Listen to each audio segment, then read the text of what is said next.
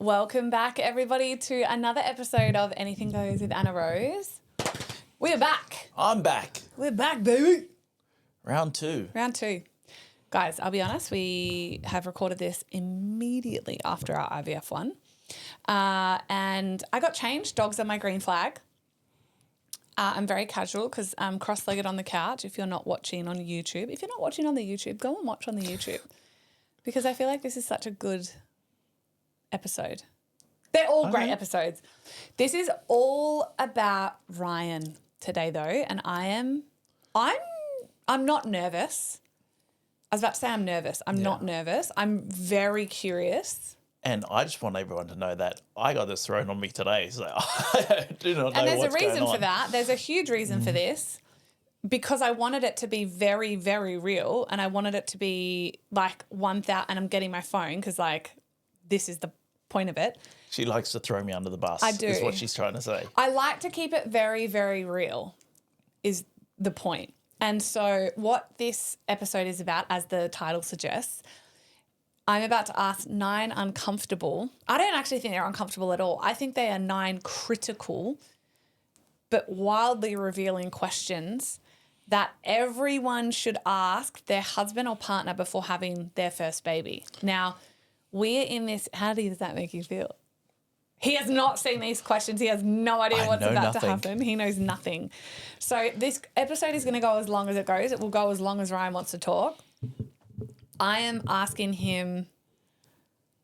I haven't even like fully read it. I have, but I was like, oh, these are so good. I read like the first 4. So I'm going to ask you 9 questions. Okay. You were just an honest book. You will never lie. I roll my eyes because I'm like, sometimes you are too honest. Ryan is stubborn and honest to a fault. No, it's actually one of your... Lying just gets you in trouble. So once you start a lie, you've got to back the lie up and then with another lie, it's like, just don't lie. Just tell the fucking truth. Yeah. So I'm going to ask him 9 wildly revealing questions that I think everyone... Imagine if you could have had this conversation with your partner before you had a baby and you're all going to be like, oh my God, when I start to ask. Now, answer honestly, I know I don't even have to say that. Let's go, I'm ready. Answer true, be the king you are or the devil you are, whatever. We have had, so we sort of prefaced it on the last episode, we have had many conversations about how we will parent. Mm-hmm. And I know that was an enormous thing with safety with us, how it was like the nail in the coffin in a beautiful way. Because I believe that's a conversation you need to have before having kids. Oh, my God, 1,000,000,000%. Is being on the same page about parenting. But that's not what this episode's about. No, so this is what I want to say. We have had 1,000 conversations about parenting and reparenting and conscious we are so on the same team when it comes to parenting. But this is actually all about really postpartum and how you're going to support me.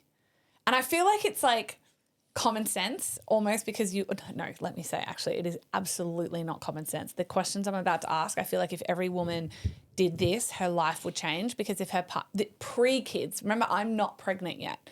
Because if you ask these to your man and you were pregnant and he was a fuckhead, can't do much about it except leave him and then be a single mum.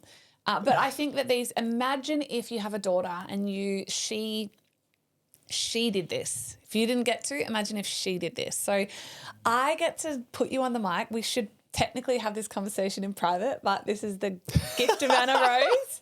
I do it all in public to help inspire and motivate along the way. And like I said in the previous episode, do I have a choice? No, I'm just joking. Do I have a choice? Apparently not. Okay, so I have my phone and I've got my 9 questions and we're just going to work through them now. It'll take as long as it takes. Are you ready? Fire away, baby. Let's go. Okay. Think about these as well. I just know you. Okay. What do you think my role is in the first weeks after birth and what do you see yours being? Well, the first week after birth, you should be doing fuck all. Amen. And that's not coming from that's just science. Mm-hmm. Like your body needs to recover. You've just been through the most traumatic ordeal. Your body has given birth and it is a wonderful thing, but your body needs time to recover. And you should not be lifting shit like, I'll be bringing baby over to you for you to feed because I can't feed. No, you can't, baby. And that's what shits me about like the hospital system now. Okay. Back in the days, you used to stay in hospital for 3-4 days after pregnancy. So you'd lay there and the midwives would help you. They'd bring baby over. They'd help you do shit. Now they kick you out fucking like an hour after fucking birth. Was that your ex's experience? That was my experience with my first lot. So my partner for the first 3 days stayed in hospital. Wow. And she didn't have to do shit. Well, she did, but yeah, I know what you mean. She'd get up to go toilet. That was the extent of her moving, and then the midwives would help with a lot of the stuff, or the nurses in the hospital. But the hospital system these days just want to churn and burn. Yeah. They'll kick you out, and it's hard on women if they don't have that support at home by a husband that is willing to do that shit. Like they're going to burn themselves out, and they're not going to recover as well as they should be. Okay, great. So you will not be doing shit. Great. And we plan on having a home birth, so yeah. I was going to say it's like a little bit different for us as well. Yeah. I know I love that you just brought the hospital thing up, but I was like, oh, that's interesting you're bringing that up because we're not. Yeah, no, I know we're not. But I was just bringing that up as an example of how it used to be. And you said the first week. Yeah. Are we talking weeks? Well, it's meant to be 30 days that you should be recovering. So that first month you should be doing as little as possible so your body can recover. And that's just science. I know this. Yeah. But this is fucking wonderful. You know this. Okay, and what do you see your role being in the first few weeks? Well, fucking same as I was with my first lot of kids. Like I am a very hands-on dad. So when my kids come along, I was fucking changing diapers. I was bathing them. And you can ring my ex if you want to know because she... Comical. But I'm just a very hands-on dad. Yeah. I would do as much as humanly possible that I can do in my power. Obviously, I can't feed, so you will be on feeding duties, but I can get up and support you if you're feeling tired and that at the same point. Oh, I'll be tired. I know that. I don't doubt it. Okay, tick, baby. That's beautiful. This is really beautiful to hear this, by the way, because I know all this, and we haven't had these conversations. We definitely have spoken. No, I have. No, what we have talked about when you said that, what I was going to back you up with is I remember you saying to me, you have said to me, baby, I will be there in the night. I will wake up with you. I will, he has been very vocal. And I remember saying to you once, I said, baby, you can't feed them though. I remember being like, I love that, honey, and also you work, and yeah, it's but I okay. can get up and I can get you some water and I can And make you sure said that that, you're and then you said, no, baby, I did that with my first lot. Like, not all were strictly breastfed, and you were like, I would do night bottles, and I was like, what? You're a king, because I know you worked full time. Yeah, but at the same time, I got a strong stomach. Like shits, vomits, whatever, blood does not faze me. Great, because I'll be wearing a diaper. It's funny. I've got blood. a mate, and he's got the weakest stomach. And he probably changed 3 of his kids' babies because it would physically make him throw up. Exposure therapy, mate. Suck it up. He's got a video online. He's just there trying to change his son's diaper, and he's just...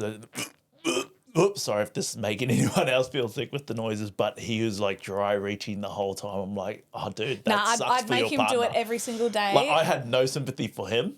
I had sympathy for his partner. I'm like, that sucks for her. I just... Exposure therapy, brother. Yeah. Change those diapers. Get used to it. Okay. Well... Okay, this will be interesting. So I'm going to preface this by saying, because I know we've had this conversation, this is about you being a dad, okay? I know you've been a dad to 3 kids. I also know, because I've unpacked things with them. So answer this as well, because you were 20. Is this one of your questions? Or This is one of my questions. Okay. I'm contextualising it, because I would off the mic if we were having this conversation. Yeah. So I want it to be this honest. So I understand you've been a dad before. You were in your 20s though. Yes. And I do feel like there's elements that will change. So what kind of dad do you want to be now? I'm going to add that word. And what kind of partner do you still want to be to me once the baby's here? Well, I don't believe that I will change much in my strategies much from what I did do. You were very fun. I did not have a fucking clue what I was doing when I was younger. You were 21. However, I loved kids. So I just tried to be there and do as much for them and with them as possible because I loved it. And when you ask me and you're like, do you want more? Are you ready for more? I'd be like, fuck yeah. And whenever we go to like, because our friends or your friends have little ones and they're just like, no one else exists. Ryan's, yes. Uncle Rat, no one else exists. Yeah, but it's because I think they just feel my energy. They can feel that I love to be around them. So when I'd be there, it's like, yep, we can all be, or everyone else can like have conversations there because all the kids just want to hang with me. So it's like, let's go. So if you had to name that then, what kind of dad do you want to be? I want to be a very present dad. I want to be involved in a lot of what they do. I want to be a teaching dad. I want to teach them a lot more of what I know now to what I knew then. Because like I said, back in the days, I didn't know anything. I was doing everything for the first time. And then trying to manage that with what life was back then as well. Like I wasn't in the position that I am now. So with that, I just want to be present with them is just the main thing. Beautiful. And let them know that they're loved and secured. Beautiful. They'll feel that, baby. And what as kind a partner, of partner do you still want to be once the baby's here, baby? I think you know that answer already. But it's the same as with the kids. I love to be present. And that's one of the reasons why when we decided to have kids again, or when I decided to have kids again with you, I stopped working away. And I was like, well, if this is the path we're going, like I don't want to be working away anymore. I go because I want to be there for you and for the kids. Whose decision, by the way, was it for you to stop working away? To stop or start? To stop. That was mine. Correct. Like I said, people say to me all the time, right, you like were so amazing to like convince Ryan. I'm like, convince Ryan? No, I did no such thing. I probably was more of the ilk of stay. The money's balling. Yeah, the money was phenomenal. Money was fucking insane. However, like I said, if we were because we spoke to where we were heading, where our paths were going, and I didn't want to be working away anymore because I know what kind of father I want to be and what kind of partner I want to be, and then I want to be there, present on every situation as best I can. I was very present in my kids' younger life. I didn't start working away till I think my youngest would have been 8, 7. Yeah, I think it was 9. I think. And 8, so they're quite old, and they didn't. It's not like they didn't need me round, but I got through a lot of their milestones, and any other milestones they had while I was away, I made sure I was home for. Yeah, you didn't miss them. Beautiful. Okay, number 3. You're doing really well, baby. I'm ready to have your babies. Okay, number 3. How do you plan to care for me while I'm healing, not just physically but emotionally? Okay. This is kind of like the video you showed me the other day, and you're like, will you do this? Oh, the yeah. postpartum one. I was like, I'll do anything you need, Well, baby. I freaked out a little bit. It was a woman in the context. And then because I didn't say, yes, I'll do this for you, you're like, well, are you? And I was like, I just said I'll give you anything you need. I said, so the context is the video was a woman fresh out of birth. I think she was still in hospital. Like less than 24 hours, and her partner, like she was in a really, I called it daggy, but like just a nighty, like having a diaper changed. I just could just sense her vulnerability, and it was all over Instagram. She was going to the bathroom, going to the toilet, and then she needed to change her diaper, all her pads and that. So he was in there helping her do all that. And I got really emotional because it was just so beautiful, and I just think it was so vulnerable. And I showed you and I said, baby, will you help me with that? Because I just think I'm this powerhouse, always on, look after I'm in control. I've got myself in so many ways. To me, that is the most vulnerable position. And I've never been in it. Like that vulnerable. It made me super emotional because I was like, wow, that's what's going to happen. I'm going to look different. I'm going to feel different. I'm going to not recognize myself. I'm going to have a lot of blood coming out of my vagina. I'm going to have a ripped fucking asshole. Who knows? I hope not. But, all these things. And so I showed you and you said, baby, I'll Straight away you said, I said, if you Baby, need me, if you need me to help, I'll do whatever you need me to do. And I think you were just waiting for a yes. yes, a definitive yes. But it was the same thing. If you need me, I'll be there to do whatever you need me to do. So whether it's that specific thing or anything else, I'll be there to do what's needed to help you out. I go, because they're my kids and you've done the work. So how do you plan on caring for me then? Well, I said, I will hold you emotionally, physically, and spiritually in every way that you need. Beautiful. How are you You going to hold me? I'm fucking not. I'll give you the hot tip. I will give you the hot tip. I will be keeping myself alive. Yeah.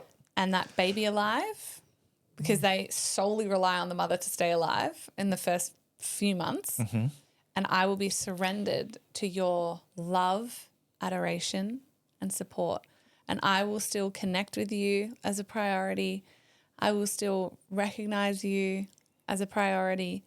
I will still love you, receive your touch, no sex, obviously. Obviously. And what love that mouth you. do though, no, I'm joking. You are not joking. Who knows? Depends how sleep deprived I am. Okay. You already do that. I feel like with that question, it's like you literally are already that human. Like you are the most enormous support to me emotionally, not just physically. Like you are I have house help. Absolutely. I always say to Ryan, because I'm not the feminine that's going to go home after a 15-hour day or a 12-hour day and like clean and cook always. I always help with cooking. You cook more, but I definitely help. If not, it's shared, but you do more. I've always done that. I'm like, because I'm a foodie. Yeah. I'm a foodie, and people are like, oh, you like cooking? I was like, no, I like eating. Yeah. I go, there's a difference. I go, but in order to eat, I have to cook. So Yeah. I then will cook. Yeah. But I do cook, but I do have house help, so we'll have that. But point is, like, you do all those things. Like, you cook for me. You just always thinking about me. Like, it's I've the also got little OCD, things. so I like stuff tidy. So I'll be Which is so good. You're like my soulmate. Okay. Beautiful. I'm happy with that. Anything else to add? No. Emotional support? No. Okay, number 4. How do you feel about co-sleeping and my plan to hopefully exclusively breastfeed? Yeah, well, co-sleeping is something that I don't agree with. Yeah, you don't like them in the bed though. No, not in the bed. I don't think that they I don't think I trust No, kids them in the bed. Kids shouldn't be in the bed. Like the bed should be our bed. Like in their the first year of their life, they should be like in a cot close to the bed. But we've looked into getting like one of those extensions that get on the side of the bed. Yeah. So they're not actually in the bed with us. That's my thing. I don't think I would, because we cuddle a lot. I know it's different, like, because, well, I don't know how people do it when they co-sleep, like child on them or next to them. But I know I'm an aggressive sleeper. You're an aggressive, I toss and turn a lot. Mm-hmm. That doesn't feel safe for me to have them like next to me in the bed, but they're going to be next to me in the bed, in their cot connected to the bed. Yeah. So I'll be able to literally scoop them across, touch them. Like they'll be right there, just not physically in the middle of the bed. Yeah, I think that the bed should be for the couple. The marital to make bed. Sure that they still stay connected and they have the space of their own to be connected to. I support. So when they go to bed, that they're together. I support that wholeheartedly. Yeah, but I mean, because that's the thing. Co-sleeping for me, we've talked about this. This is definitely one we've talked comprehensively about. Like, so I'm like, oh yeah, we've already covered this. Because when you said that, I was like, oh no, but I want to have the cot and it's going to be connected. And you're like, oh no, of course that's happening. Like, of course they're going to be there. For the first year, are you fine with because I know with my first lot that after a year they went into their own room. Yeah. Because that teaches them that they're safe by themselves. Yeah. Before they start getting dependent on you. So people that co-sleep find it hard to then get the kids out of their bed. Yeah. And they'll be sleeping with them. The kids that don't feel safe in the other room because you haven't allowed them to have that safe space for them to know that they're safe alone. Yeah, well, they haven't co-regulated individually. My thing on that though, there's some kids, like I'm pretty sure Lozzie's kids, like Summer's in her own room. Yeah. At 6 months. And Lozzie talks about that online. I'm not giving anything away. But because they thrive in that way. That's just, there are some children I know strictly co-sleeping in the same bed mothers will disagree vehemently because mothers are the most judgy Kents on earth. That's why I'm like, I'm good. If you want to co-sleep with your child on top of you, sis, knock yourself out. If you want to have your child in another room, knock yourself out. That's you and your parenting. I definitely have said to you, I don't want a bed share. I want to co-sleep. So co-sleeping for me is the cot that has can take the side off and be connected to the bed. It's connected to the bed, but they have their own little bed co-sleeping with us. So when they awaken, when they're brand new, because for me, I would never put a newborn in a different room. They literally mammalistically are not designed to thrive alone. Well, they will wake up 2-3 times in a night. And I will scoop them across, chuck them on my boob. And they want to know that they're safe. So that, like I said, that first year is critical for them to build safety around you. After that, they need to start to learn independence and being safe without you. Yeah. And I'm not saying throw them in the other room and abandon them. No, of course. But they need to learn that when they wake up, I'm still safe because mum and dad are still in the house. I don't need to be next to them, but then they can let you know that they're awake and then you can come in. So then they're like, oh, they're still here, that I'm safe and I can be in the room. Yeah. Love that. And how will you support me in that? Well, that's like co-sleeping. Yeah. They'll be there. You're supporting that. And definitely this is a discussion that you need to have before you have kids with your partner. So you know. If you were like, brought the baby home and you're like, yeah, I want them in the bed, and your partner was like fuck, or vice versa. If you didn't, I don't know. Okay, beautiful. We've talked about that one a lot, so I did know that answer. Number 5, how will you protect us, our connection, and our relationship when we feel spread thin and like it all revolves around the baby? Do you realize intimacy will look different? Is this more a you question or a me question? No, it's you. These are all for you. Because I find with this, the male or the masculine will still connect with the partner, and then she likes to then pull away. So I think this is more for the feminine to make sure that she still holds her connection with the partner and doesn't give all of her energy to the child. I can challenge you on that though, and this could be a really powerful teachable moment, because I agree with you wholeheartedly with every cell in my being. But I do believe as the masculine, the role is the leader. And so when you feel that pull away, right, when you feel that the connection could be different and we feel spread thin and like our life has just all of a sudden changed and it all revolves around the baby, as the masculine, knowing that child exclusively at that point, you know, if I can breastfeed and all the things, does rely on me to live at that point, what will that look like? If you feel like I have, you know, because intimacy, like, okay, answer this because I know what the answer will be. Do you realize intimacy will look different? Oh, intimacy will definitely look different because you are now sharing your love with someone else. So it's going to be that pull. But like I said before, the feminine needs to make sure that she can hold space still for her partner and not just give all of her attention to the baby. But then that also requires the masculine to be helping out. Like if it is the this is what I'm mother, trying to get to. Okay. If it's the mother that's putting in all the effort all the time, you can expect her to drift away from the partner. Because if he is not putting in effort in it, but I've already answered that in the first two questions, that I'll be there when you need it. But what a powerful tie in a bow to answer this, that more men and women should hear, because both should take responsibility for their part in feeling spread thin, yes. Both should take responsibility for protecting the connection between each other and the relationship. But when the woman's life, my life will revolve around keeping this beautiful little human alive. It does take a lot of energy from the feminine or from the mother for the baby. The amount burned, like the energy burnt by breastfeeding alone, drains a woman. Like they reckon the best form of cardio when you're trying to go through postnatal is breastfeeding. Postpartum is breastfeeding. Yeah. Like breastfeeding is equivalent to half an hour on the treadmill. Hope, God willing, I can.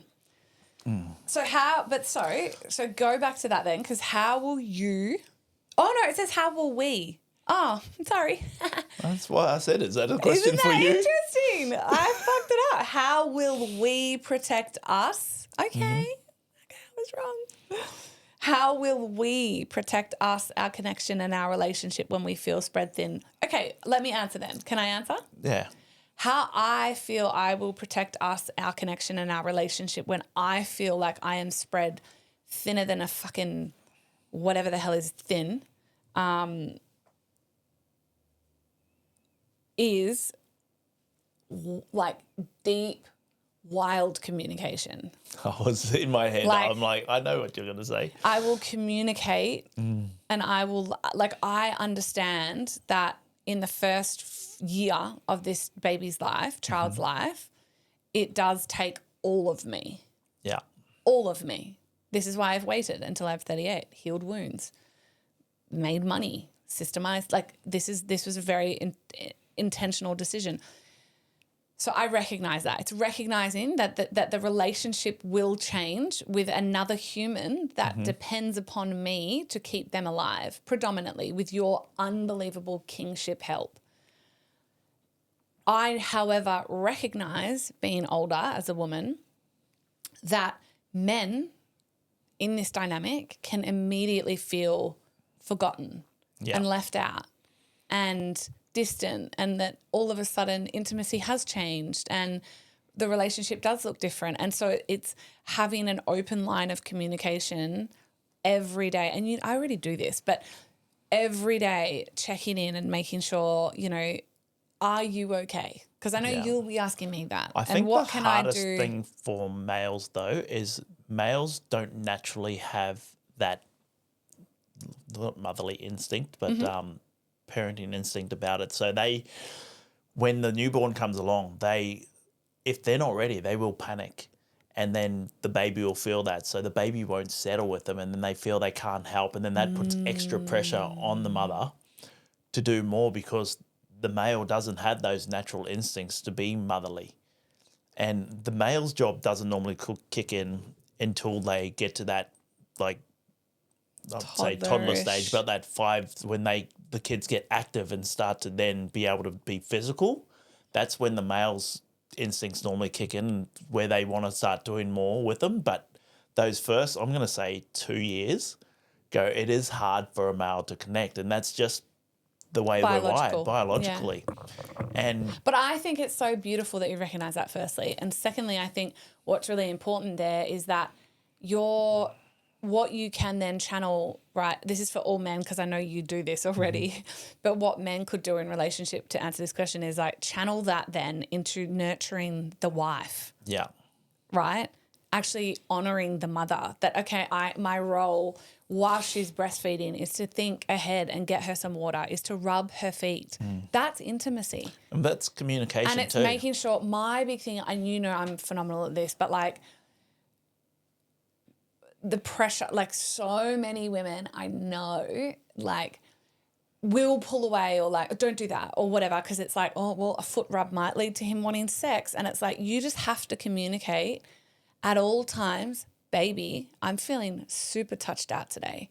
Like, I would love if, like, tonight we could, I'm feeling touched out, I'm stressed, I'm overstimulated, I'm exhausted, but I love you. And I don't want you to feel forgotten today. And I see you and I see your role, but my role today has fucking done me in heavily. And sex isn't on the cards, but I would love if you could give me a foot rub, or I could love actually if you just held me, and under no circumstances do you try and stick it in. Right? But but instead of it, so how about that conversation? I commit to that conversation versus thinking that I actually need him, I want him, but I don't for a second want his advances. So instead of communicating in a really beautiful, safe way, instead he's going to walk in the door and I'm going to be rude, pull away, turn away, yell at him because... The bad thing about a woman doing that as well, like that last scenario, the pull away and the be angry at him and just distant from him, if you're not communicating in that way, he's going to feel the pullback and that change and shift, like the last question, is communication and making sure that your relationship stays where it is, because it's is going to change physically, mentally, because you do have this new human that you're looking after that's now taking up 99% of your attention. Yeah. But you also still have to make sure that you are both feeling loved. And that's a handy 100%. thing to know each other's love languages in that point, is to know how they feel loved. So you know mine is touch and physical and quality time. Yeah. I'd say it's quality time and then touch. Yeah. So as long as you can still make sure that my cup's full in that way, and then with you, I can make sure that your sis isn't going to be vacuuming, let me tell you. I'm not going to be keeping the house clean. I've got a cleaner for that. But it's like, I've got a house mum. But for that fucking reason, unapologetically, that does not fill Ryan's cup. He does not need a woman that is lavishing him with gifts or, you know, and or telling me I'm and hot cleaning and the house and everything. Correct. Yeah. It's I need to put my phone down, and I need to still be better at this, and literally give you that like forehead to forehead connection, laughing, talking, Sit on the sitting couch on the next couch, to me and touching, but touching you, like not then like being on the couch and being with you and then still scrolling my phone. Yeah. So that's what I commit to. So how will we protect us, our connection and our relationship? Communication is how I will do it. That when and promising that on the days I'm feeling overstimulated, overstretched, spread thin, fucking over it, stressed out, what the fuck did I do? Instead of attacking you or pulling away, communicating that. Yeah, a kind ask for help is a lot better than a screaming nag. Yeah. Someone is much more willing to do something for you when asked calmly and nicely. And I think for you, just you letting me know, hey, I would love a bit of help. You're gonna do it Can we do anyway. this? Can you do that? Or this needs to be done. Not a, oh, maybe you haven't. I've been doing this, and like telling me how bad you feel. Like, hey, I need this. What I'm learning in relationship more than ever, and you know, I coach your kids on this all the time, but I'm always like, there's something underneath everything. Yeah. There's always something underneath everything. And I know that when we are feeling how I'm going to protect us, our connection and our relationship is always seeking to understand, right? And it's so important that it goes both ways, because if I'm feeling spread thin, which I will, and stressed out, which I will, and tapped out and touched out and all of those things, if I'm snappy, I can guarantee you, and I don't nail the communication piece because I'm feeling stressed out, just always know that it's because of all those reasons that I am feeling not like myself, that I'm feeling like, what the fuck have I done? You know, all of those things. So underneath that is actually just a woman screaming for help and herself and protection and strength from you. Yeah. And right. So there's always going to be that understanding that underneath the fear or underneath the anger or underneath the explosion is just that like woman, that inner little girl that doesn't even know how to parent herself that day. So might just need some love. Do you know what I love about you holding 4 different companies and all this stuff? Is that I get to experience that every now and then when you just have got so much on your plate. It's not fun to experience a lot of it. No, I'm not saying it's never I bad. love this. No, it's true. It's there true. are days when we're doing something and you will just snap, and I'm like, I'll look at you funny and you're like, oh, sorry about that. And I'm like, I know, baby. And I communicate. Hey, I came home the other day. I was spread so fucking thin. And I was by myself. I'd packed for like 7-8 hours. I was managing the warehouse. I was doing everything by myself. And I came home and I said to you, hey, I'm just feeling really spread thin. I'm not angry at you whatsoever. It might feel like that because I'm in a mood. It's not you. I just need some time to decompress. Just leave me. I will decompress and I'll come back. And then maybe 2 hours. Took me a while. Yeah. Maybe 90 minutes. You only snapped at me once. So. Yeah. And I remember saying. Okay, yeah. That's right. And I said when I did it, I said, sorry, baby, it's not. I said, though, leave me alone, and you haven't. And then you were like, yeah, okay. And then 90 minutes later, I was like a giggling little thing again. I was like, okay, I'm back. No, I asked you a question. I think I asked you just, and I think you were over but the air vent was on because we were cooking. That's right. And you're like, baby, I can't hear you, so either talk louder or shut the fuck up. No, I did not say that. I was like, sorry, what? I said either talk louder or don't speak to me. And that really upset you that I said don't speak to me. Yeah. So I said, baby, I can't hear you, so talk louder, but it was my tone. Yeah. Or don't speak to me. And you were like, don't speak to me? Like, beautiful. So do we feel complete on that question? Yeah. Okay. Number 6, we got 4 more. I feel like we've kind of maybe answered all of them now from that deep question. All right. When I say I'm struggling, what would support look like from you? Yeah, we definitely dove deep in that. It's just like, it's communication. Everything is communication. Like, you've got to be on your shit about how you feel and express that to me. And then I've got to recognize what you've said. So it's communication, recognition, and then implementing. I've got to implement the shit and make sure that I understand and I'm doing and following up what I said I'm going to do. Ryan's got very secure attachment friends. It's very safe. So I know that if I was like, baby, I'm struggling, the next words out of your mouth, I've said this 1,000 times, and you're like, what do you need from me? And or you will just act. You're like, baby, I've got this, and you just make it all happen. And I'm like, perfect. Yeah, because I don't believe in stressing. It's like nothing's a stress unless, like, nothing's a problem until it's a problem. So yes, we've got problems, but it's not a problem until we've tried something to fix it. Okay, so part of this question, it was a long question, so I wanted to compartmentalize it. So when I say I'm struggling, what would support look like from you? What you just said, listening, recognition. So you've got a communication, so you've got to communicate it. Okay. I've got to recognize what you've said and what needs to be done. So I've got to recognize that you're struggling and you need help. Mm-hmm. And then I've got to implement it. So I've got to then go ahead and then make sure that I help you out.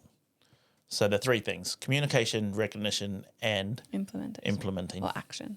Yeah. Stunning.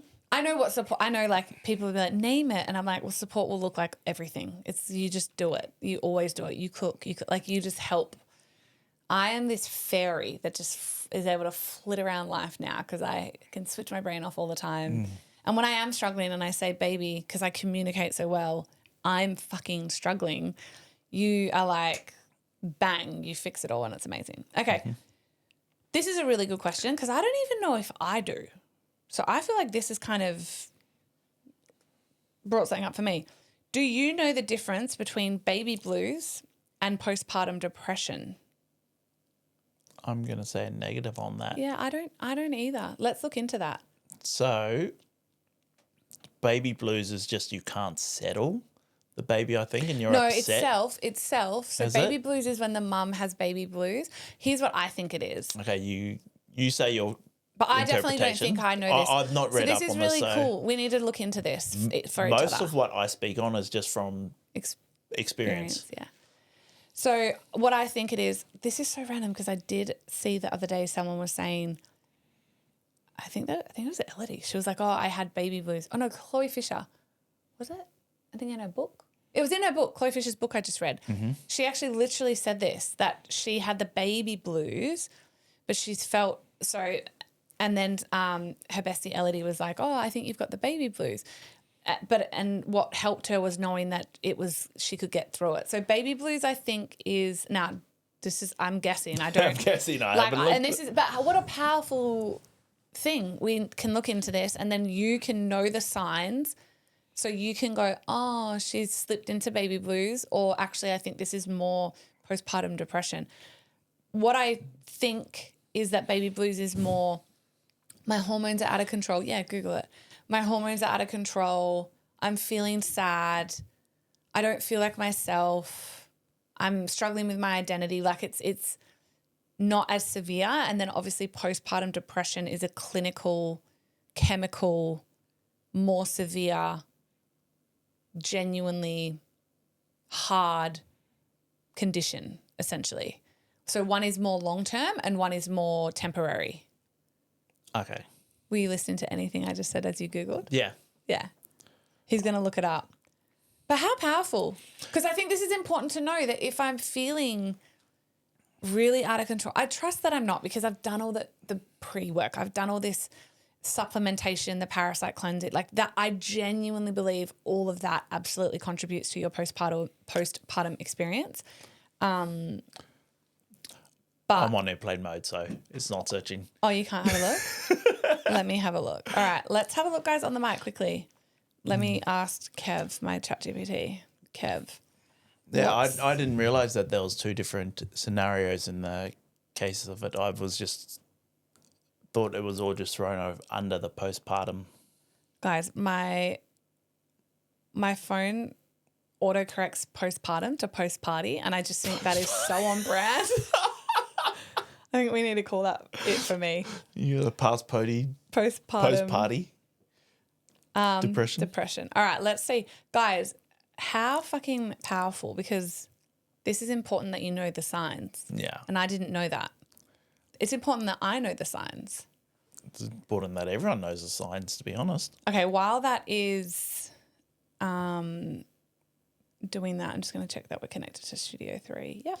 Should we jump through to the next question and then come back to this one? Kev thinks. Okay, so we don't know the answer to that, and that's a really beautiful thing to recognise, to fix, so you can look out for it in me. Yeah. Okay, and we'll come back to it. Number 7. Ooh.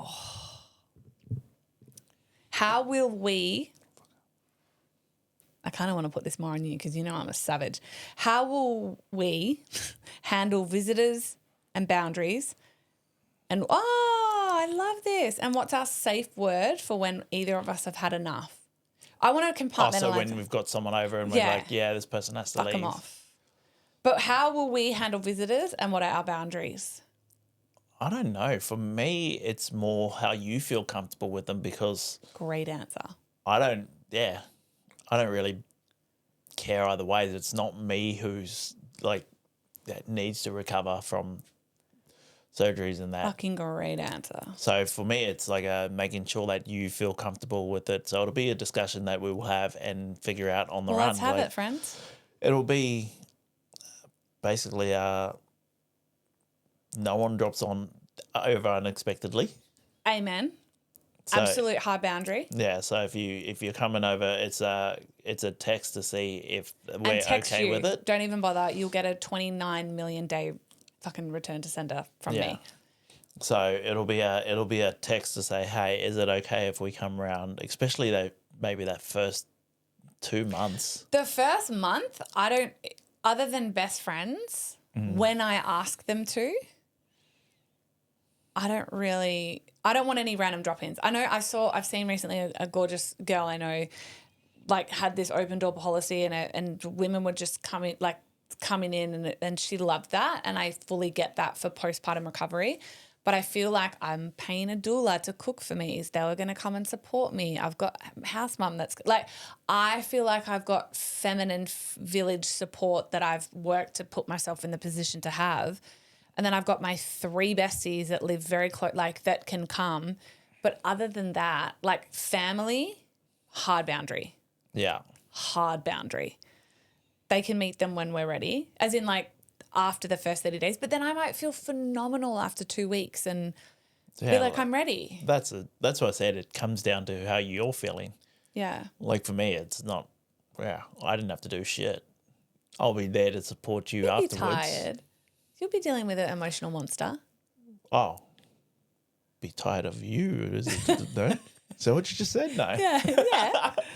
Well, I'm pretty sure we discussed in the last episode that tiredness doesn't really affect me much. No, I love this because obviously this is a big thing. I'll talk to you, but like it's a big thing. So I know a lot of arguments happen because mother-in-laws on both sides. So my mum as well, she doesn't live here, so it's very different, different. But say she was. And my mum doesn't drive, so she can't just pop over. Great. So. No, but I love Saint Celia. She's a saint. I've won the fucking lottery with your mum and dad. Like they are the dream. What are they called? Parent-in-laws. Mother. Yeah. But still, I don't want anyone coming. I wouldn't want my brothers rocking up. Not that they would because they live in a different state. It's so good. But no, so many arguments happen, baby, when like the woman is in hospital, say, and she said, I don't want anyone to come. And then the husband, the mother-in-law of, so the mother of the husband will text him like, we're on the way, say, and then they don't communicate because they're like, fuck, she said no visitors. So I'm just going to, instead of communicate, I'm just going to let it happen, right? And then the mother-in-law rocks in and already starts doing things that the mother doesn't like, if it's like kissing the baby or anything like that. Yeah, that's a hard no. Yeah, hard boundary. Right, so Yeah. I'm just saying it's such a fucking important question to have because I actually know we've had this one because I asked you that. I said, how would you feel if I enacted that first 40 days and said, you know, I might not leave the house and just nurture and care and protect and bubble myself to recover in that postpartum bubble. And if I don't want any guests, how did you feel? I remember you were like, then that's the rule. Yeah. But you would be the guardian of that because I'm not going to be on my phone.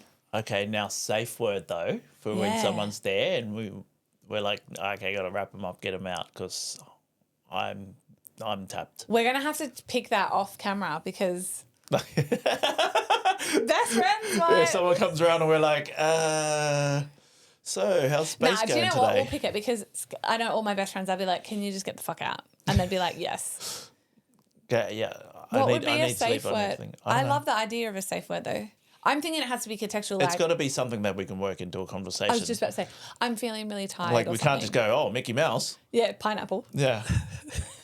Rolling through. Oh, how's Mickey Mouse doing today? Sapphire. Time to get the fuck out. We'll have to think about that. But do you like the idea of having a safe word? Yeah, I think that's excellent. I think that's really smart. Okay. We'll genuinely have to think about that because it's like it would have to be something that can work in the conversation or something will work in and go, okay, whatever we decide to safe word and go and then work in 10 minutes from that. Okay. Yeah.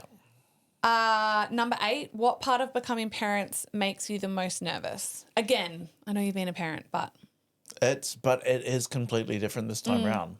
Like I wasn't sure on it when I was younger because I'm just like, then it happened. I was like, I learned as I went.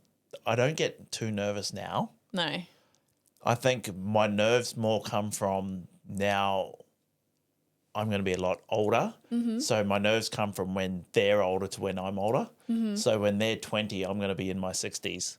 And Which is actually normal for so many people because Ryan's got 20-year-olds in his 40s.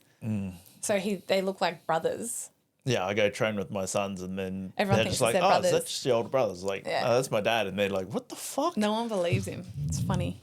Yeah, but then I was speaking with my son the other day about it and he's like, damn, because I was saying, when the kids are 20, I'm going to be 60 and then Isaiah goes, I'm going to be 40.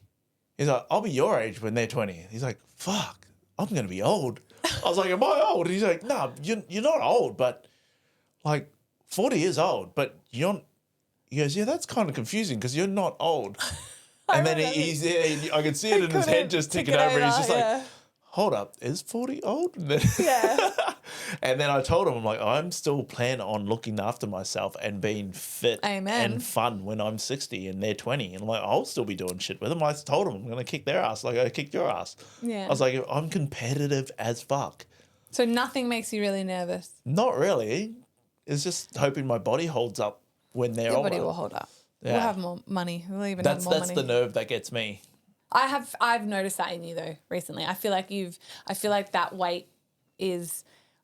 I feel like that thought is weighing on you a little bit. It's because that conversation I had with Isaiah that day. And like, I think since then, that's when I'm like, I'm going to be old. And then you're like, what's wrong with you? I'm no, because like, so what's happened, I don't mean with parenting, just for context, you've always been like, I'm young, I'm hot, I'm this, like amazingly, and I love it, and you are.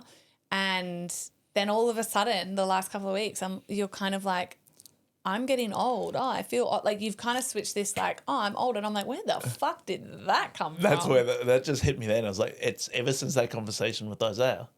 Fuck that guy. Is he? Your dad's hot. He told me I was old. And he's young. His body's older than he's like, no, you're not old, but 40's old. Yeah. Interesting. Okay, what I'm nervous about is everything. No, I don't feel. I think the thing I'm most nervous about. Hands down, the thing I'm most nervous about becoming a parent is then unfortunately becoming a part of the judgiest cunt group on earth, which is mothers. I'm just not. I don't want to be in the like. You cannot do a thing right in like I'm always gonna piss someone off. Like co-sleeping will be bad, co-sleeping will be good, co-sleeping is the devil, breastfeeding is bad, breastfeeding is good. Like it's just the thing that makes me nervous is just the unsolicited dick pics of advice in my inbox that I don't want, I'm not ready for, I don't need.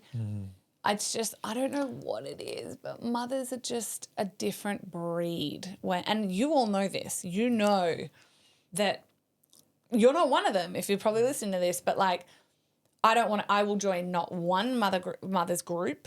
I'm going to start my own, obviously. I will not, because I just want the same high vibe women that I can drink wine with and have fun with. I'm not going to join any Facebook groups because it's just a cesspool of like, I feel like the worst of humanity in those groups. Truly. Like, I will die on this hill. Like I've seen it and I hear it, and it's anyone that ever comes under attack, it's mothers. Do you know anyone that ever hates all of my haters online? They're mothers. Do you know why mothers are like that though? Because they're bitter and angry. Every mother believes that they're doing the best for their child and that they are. can. So if they see someone doing something other than what they're doing for their child, they think it's wrong. Because they inherently think that they're doing the best for their child. So what they do is right for their child. So anyone that steps out of what they're doing is wrong, and they're doing something wrong. And they don't intentionally do it. No, baby.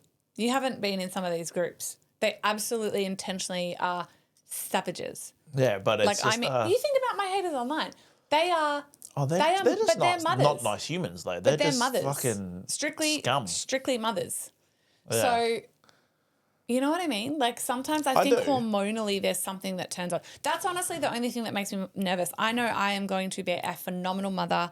I know that I have been blessed to have been extremely selfish with my time and my sleep-ins and my whole life. And I'm acutely choosing to now not be selfish. Like I'm so aware. I've healed all my wounds. I've got money. Like it is the most exciting stage to step into. There's the birth I cannot fucking wait for. Pregnancy, give it to me. Like there's nothing that makes me nervous.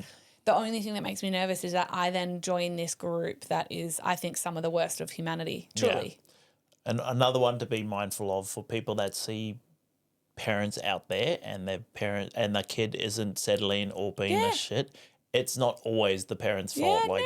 You don't understand the situation that's going on at home for those people. But I always say this. And that's like, yeah.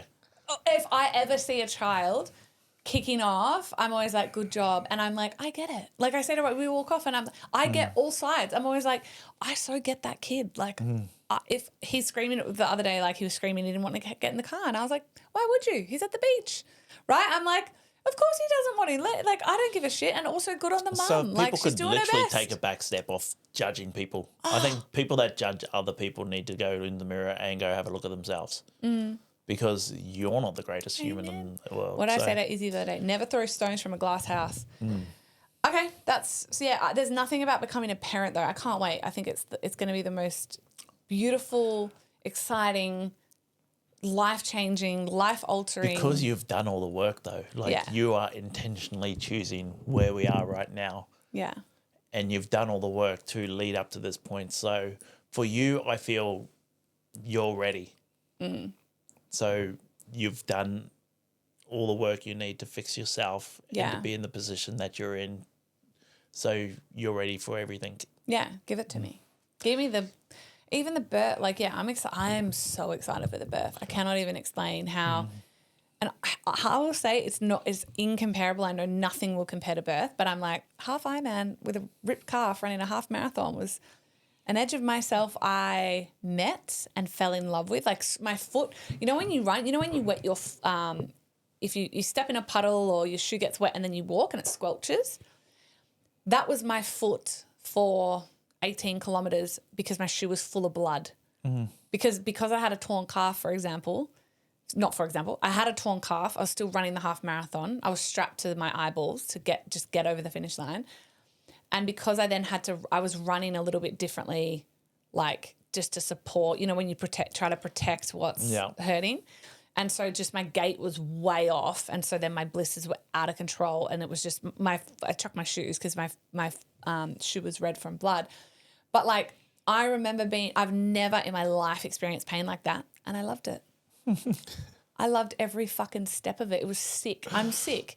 I remember thinking I was in so much pain. And again, I'm not comparing it to birth, but I even remember thinking, because I loved how dark it got in my brain and who I met in there. I think and for I just you, and I know you for birth, have a very, very strong pain threshold. I have a very high pain threshold. Probably a bit too high. Probably a bit dangerously high. Yeah, well, you almost fucking lost a foot because you bloody had it infected when you had glass stuck in it. You didn't lose a foot. That's been over dramatic. No, but the hospital were like, I what came the home, fuck? I came home and I'm just like, baby, that's infected. That stinks. And you're like, does it? I was like, can you not smell it? Next minute, Zeus came over and smelled it. You're like, oh, yeah, I think my foot's infected. I'm like, yeah, that's what I said. No, he's smelling it. Dogs can smell. I was like, baby, I can smell. No, do you know what, though? I do remember. So staph is extremely painful, and it was golden staph. I had staph, and staph is extremely painful. And I remember feeling the pain all week, but I just was like, this is unusual. Like, yeah.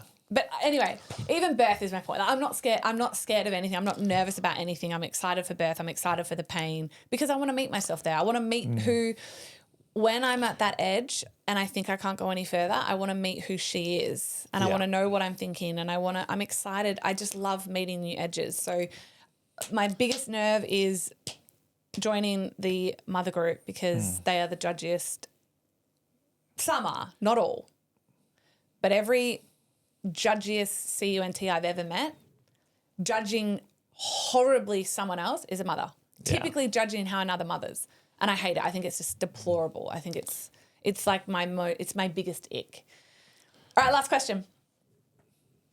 Are you willing to learn more together about what postpartum recovery, healing, and I can't say that word, matrescence actually means for me?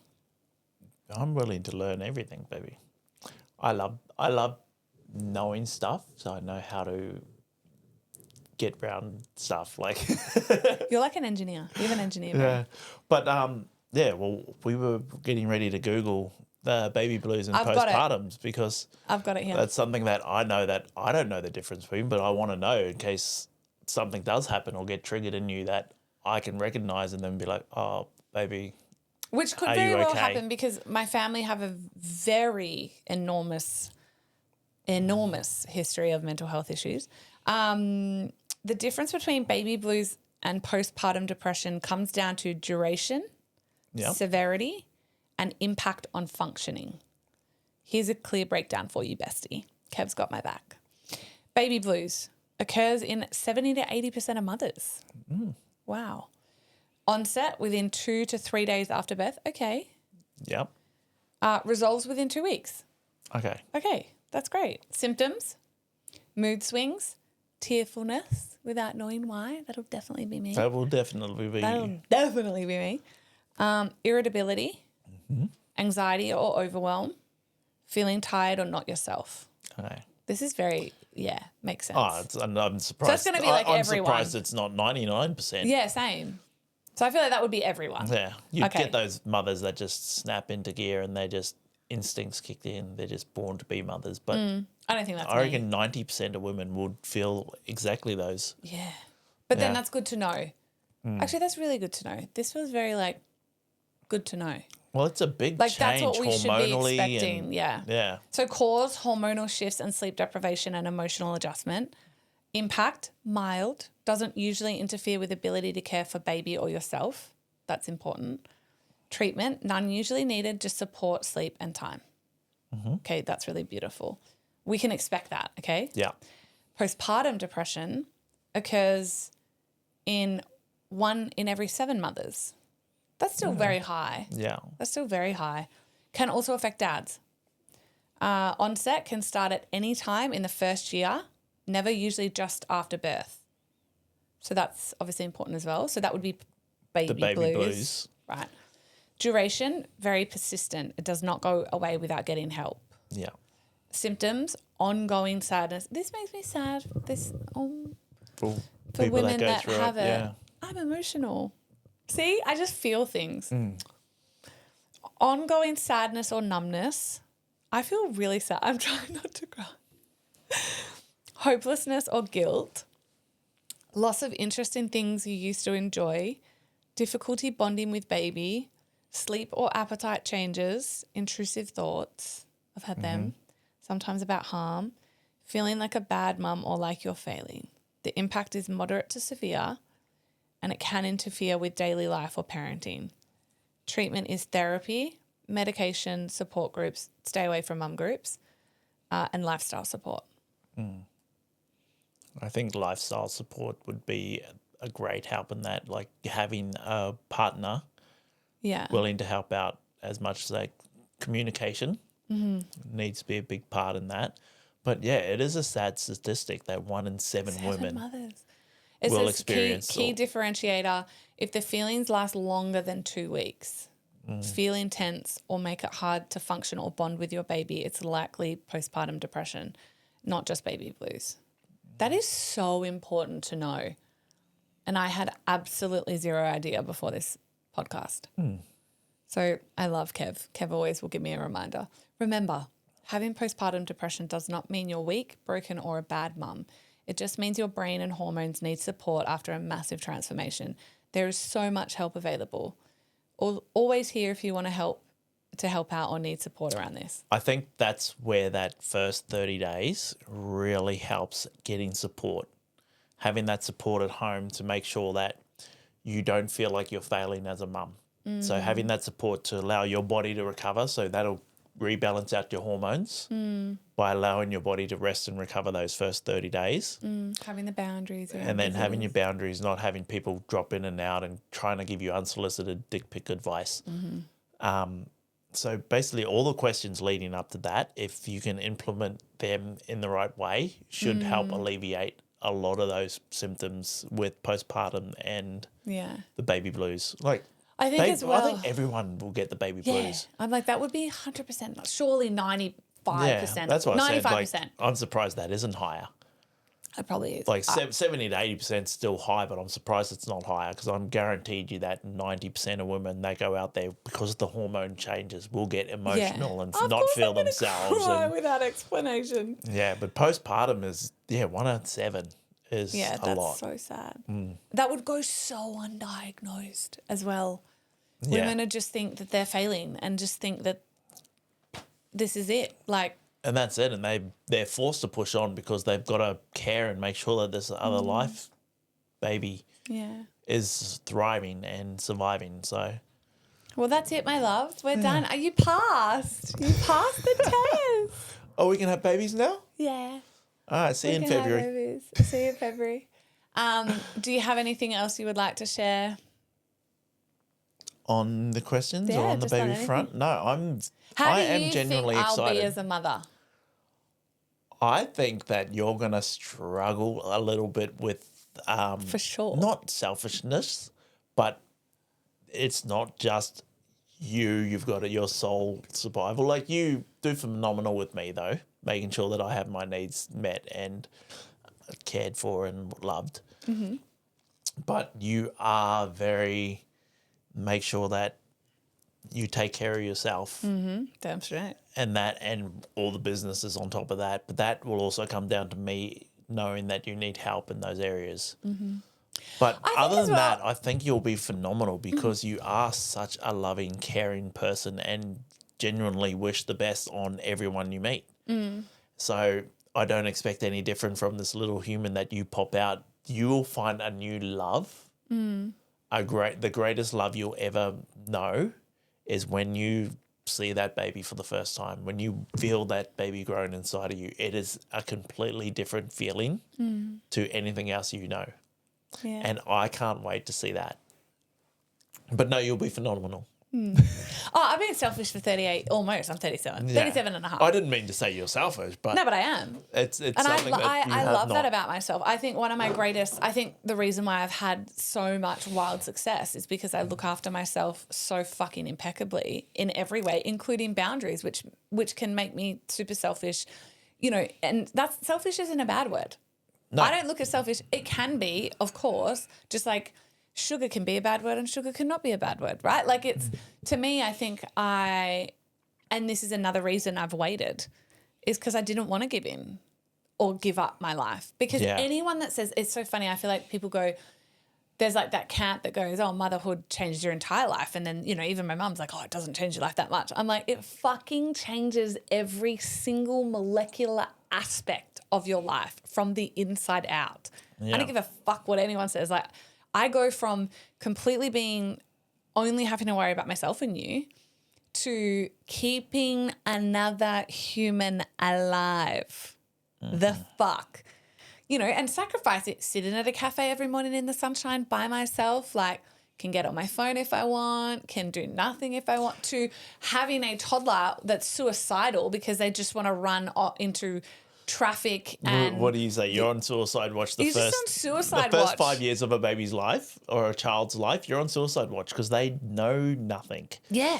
And they just want to go out, explore and run and jump. Run onto the road. Like, I am acutely aware my whole life will change, but I'm choosing that. And I think that's the really beautiful thing. I'm not going to be like, whoa, I had no idea that I didn't have time to myself anymore. What the fuck is it? It's like, no, You got to pre-plan everything too. Yeah. That I'll be good with. It goes from being, okay, we need to be at this place at 2:00 so we can leave at 1:50. It's like, we've got to be at this place at 2:00, so we need to get everything ready the day before. Yeah. Have the car packed at You're this time. You're a snack monster though. Like, we'll be fine. Yeah. And then get there and still be 10 minutes late. Yeah. Fucking half an hour. What's the bit? All right. Well, we will leave it there. I love that. I think this is such a beautiful, important, permanent, powerful conversation to have. Can I ask, where did you get those questions in case on people want to go Instagram? find it? It was like a Sykes. I didn't even follow her. I screenshot the questions and I screenshot the 9 disturbing or undisturbed, whatever it was, questions. Yeah. I'm going to put these questions in the show notes. I think they are so powerful. I learned something. I think that baby blue postpartum thing is the most important thing we could have potentially uncovered in this entire conversation. Because then I know that it's not permanent when I'm feeling sad. Yeah. And it's okay, and that baby blues are normal. And then we know what to look for if it continues, which is super important. So, yeah. And also to know that postpartum can affect males as well. Yeah. We've spoken with friends who the husband suffered from postpartum. Yeah. She went through a traumatic birth and everything with it, but he actually suffered from the postpartum. Because their life changed so much, which is normal. So it can, and then so when you read that, I'm like, I know it can because we've experienced it. So, yeah, beautiful. But it has been a wonderful episode. You did really good, baby. Thank you. You're very communicative. You're getting better with I know that's a big thing you're working on. Yeah, my mouth's catching up with my brain. All right, you guys. Of course, if you loved this episode, it would mean the world to share it. If you loved this episode or you loved any episode and you listen, it would mean the world if you could leave a review. It just helps me, just keeps me coming back on the mic, number one. And number two, it certainly helps with getting amazing guests on. And number three, if you can follow the show, so on YouTube, subscribe, on Spotify or Apple Podcasts, hit the follow button, because what all that means for you is that you don't have to come and look for it every week. The moment that I publish the episode, it gets pushed to your phone and you get notified. So that's all that does. But what it does for me is help me get incredible guests, because I have way more downloads weekly because it automatically downloads. And it helps me grow the show, and it helps me ultimately grow you, because I can have more incredible conversations. So I will see you on next week's episode. And until then, stay wild. Stay wild, people.